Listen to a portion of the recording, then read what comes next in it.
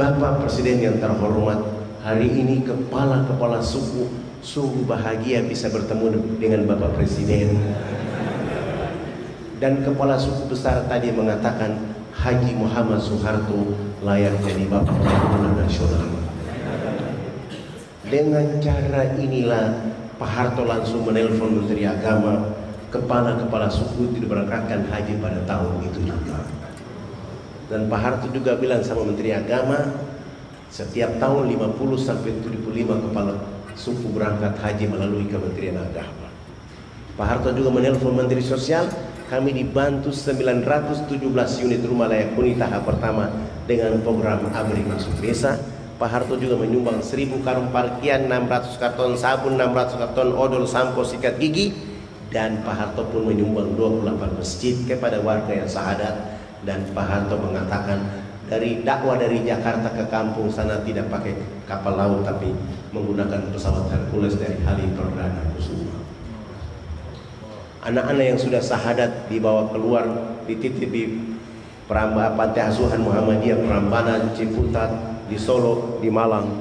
Hari ini Pak Harto sudah tidak ada, tetapi anak-anak yang menjadi karya dakwah seorang presiden itu berdiri tegak untuk NKRI dan Islam yang kuat dari negeri mereka.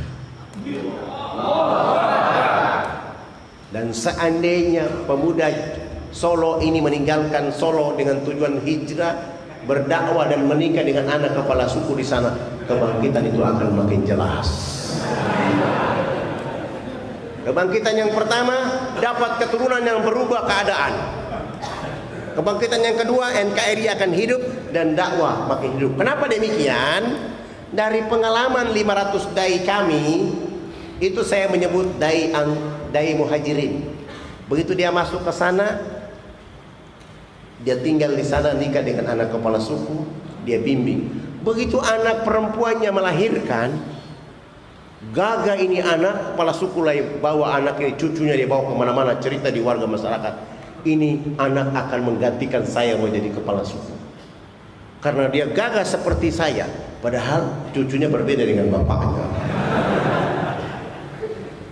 Saking senangnya, dan siapa yang mengganggu agama di situ, kepala-kepala suku ini berdiri untuk menjaga. Karena dengan cara itu sehingga memang kita harus perbanyak dalam rangka silaturahmi untuk menguatkan dakwah di sana.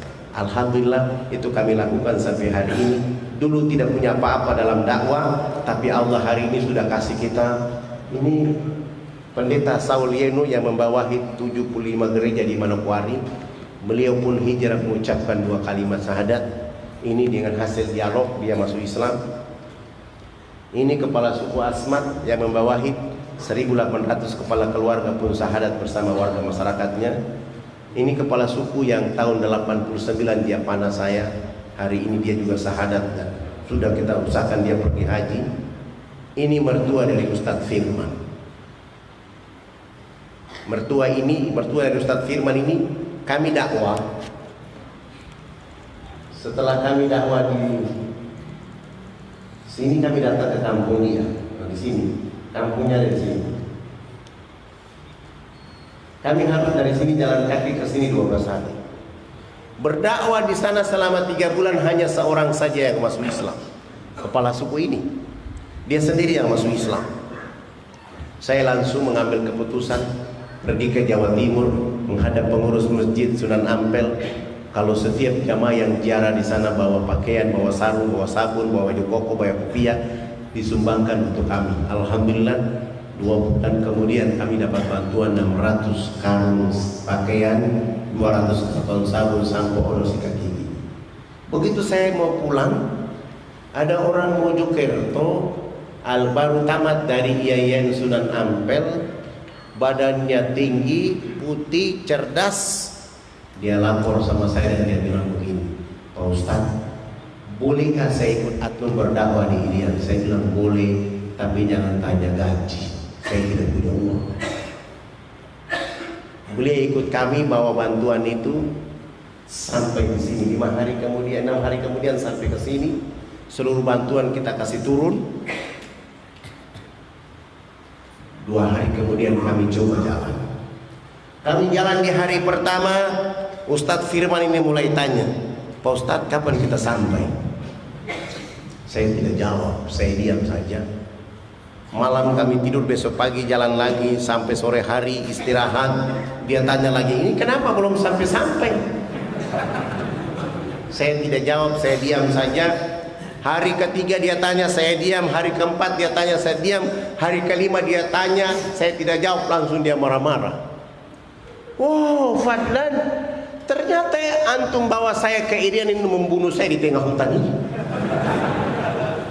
Kalau saya tahu dakwah begini, saya tidak ikut antum. Tolong pulangkan saya dan saya mau kembali ke Jawa Timur. Untuk apa saya menyusahkan diri di tengah hutan ini? Saya mulai bilang sama beliau, Firman, antum ini hidup di zaman komunikasi, informasi semua serba mudah. Coba tengok 1400 tahun yang silam. Seorang anak manusia di dalam rahim ibunya, ayahnya sudah wafat. Belum pernah mendengar nasihat dari ayahnya. 6 tahun kemudian ibunya pun wafat. Diasuh oleh kakeknya Abdul Muthalib.